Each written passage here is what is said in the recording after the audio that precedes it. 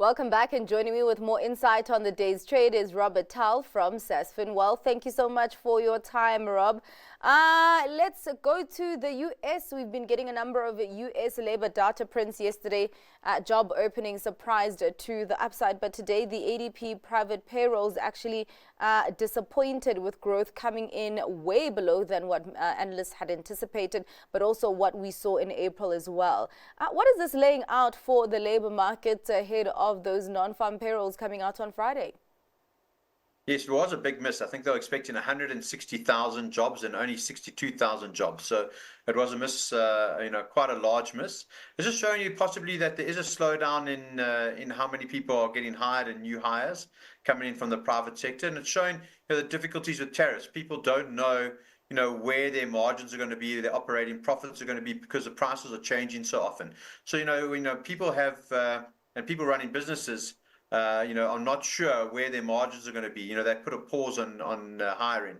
Doesn't necessarily mean that the economy is directly slowing down, but just shows you that people are starting to be cautious about it. Yeah, well, Trump has already had his say that the Fed needs to cut interest rates because there's a loss in hiring momentum. Of course, we saw him tweeting that the Jerome Powell is too late on his Truth social media platform. If the labor market does show any significant signs of weakening, could the Fed respond accordingly?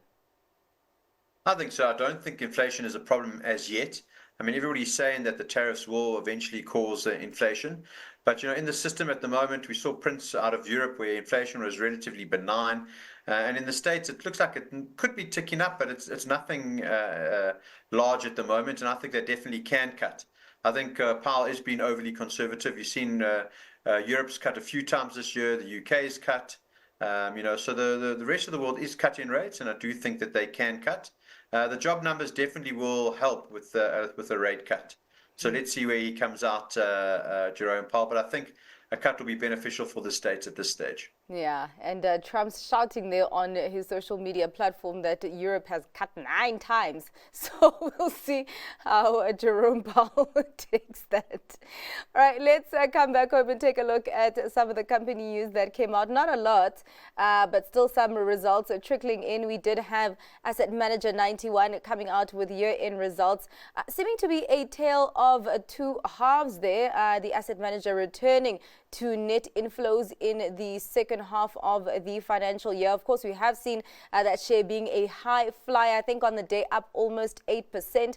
Are investors sold on that improvement?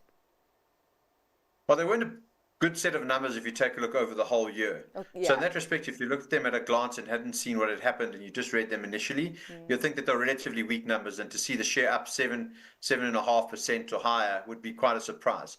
I do think Hendrik du Toit did say that the second half they did see a big change in the momentum in the business, and I think people saw that as a positive, to see that the weakness of last year and certain changes that they've done within the asset management business are starting to bear fruit. And I think that took a positive outlook, and I still would be a little bit hesitant. They still had overall AUM come down and withdrawals of funds out of their funds. You'd have to see if this momentum will continue going forward. So I think 7.5% up today was a bit of a surprise, but let's maybe give it another few more months to see if those flows continue. But overall, it was a mundane set of numbers, but a good second half, which shows improvement going forward. All right. Well, let's take a look at another company that also whose shares traded in the green today, more than 3%. SPAR coming out with its interim results. Group revenue flat, and we did see a drop in the headline earnings per share, 0.4%. Of course, this is a mix of continuing and discontinued operations. How are you weighing this basket of of goods? So I think SPAR is still losing traction against the local players here in South Africa. So I think that they're losing to Boxer, they're losing to ShopRite Checkers, and you've seen weakness in their numbers locally. I think internationally as well, they're under pressure. I think one of maybe the positive that came out is that they will be trying to get rid of Switzerland, and that will be able to bring funds in, which will help to reduce debt within the business. I think the investors took that as a positive. the problem I have with it is that, how long is that going to take to find a buyer for those businesses? And the longer and longer it takes, the more pressure puts on the business. So at the moment, I wouldn't be a buyer of SPAR. I do think they can get things under control. But right now, I think that, it's a wait and see, and there's no need to rush into any trade with SPAR at the moment. So for me, I think, they've still got a lot of problems. They're still fixing locally, and they've still got other issues overseas. So for me, I would be a holder at SPAR, not a buyer at the moment. Well, Rob, where are you rushing to? What are you choosing as your stock pick for today? Well, if you leave offshore alone and you just look locally, I still think that the banking sector is a good place to be locally. And in that sector, we still like Capitec. We think it can get to at least 4,000 Rand.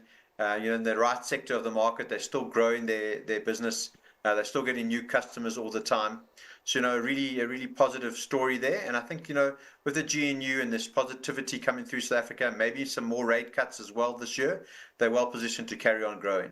All right. Well, thank you so much for your time and giving us insight Pleasure. into what moved our money today, Rob. That was Robert Towell from Sasfin Wealth.